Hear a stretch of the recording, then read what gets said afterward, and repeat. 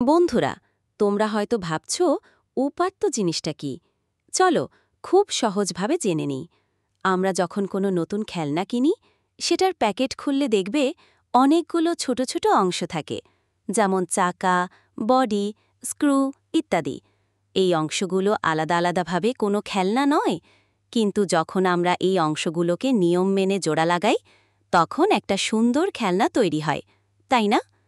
ঠিক তেমনই উপাত্ত হল এমন কিছু কাঁচামাল বা অপ্রক্রিয়াজাত তথ্য, যা নিজে একা হয়তো তেমন কোনো অর্থ বোঝায় না, কিন্তু এই কাঁচামালগুলোকে যখন আমরা সাজাই, বিশ্লেষণ করি, তখন সেগুলো থেকে আমরা নতুন ও দরকারি জিনিস জানতে পারি, যাকে আমরা তথ্য বা জ্ঞান বলি। মনে করো, তুমি তোমার বন্ধুর নাম, বয়স আর সে কোন ক্লাসে পড়ে এগুলো আলাদা আলাদাভাবে শুনলে। এই নাম, বয়স এগুলোই হলো উপাত্ত।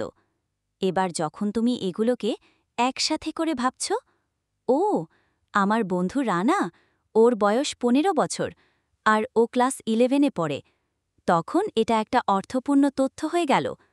উপাত্তের রকমভেদ। উপাত্ত অনেক ধরনের হতে পারে। চলো কয়েকটা মজার উদাহরণ দিয়ে দেখি। ১. সংখ্যাগত উপাত্ত, নিউমেরিক্যাল ডেটা।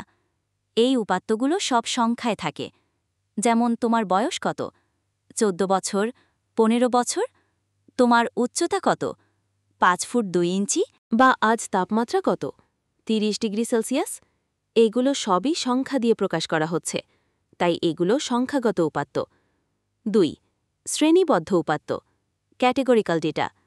এই উপাত্তগুলো কোনো শ্রেণী বা ভাগে ভাগ করা যায়, যেমন তোমার লিঙ্গ কি, ছেলে না মেয়ে, তোমার রক্তের গ্রুপ কি, এ বি, বি নাকি ও, তোমার পছন্দের রং কি, লাল, নীল নাকি সবুজ। এগুলোকে আমরা নির্দিষ্ট শ্রেণী ফেলতে পারি। ৩. টেক্সট উপাত্ত, টেক্সট ডেটা। এই উপাত্তগুলো লেখা বা শব্দ দিয়ে তৈরি হয়, যেমন তোমার নাম কি, তোমার ঠিকানা কি, বা তুমি যখন কোনো বইয়ের একটা গল্প পড়ো, সেই গল্পের সব শব্দগুলোই টেক্সট উপাত্ত। ৪. ছবি ও অডিও উপাত্ত, ইমেজ অ্যান্ড অডিও ডেটা।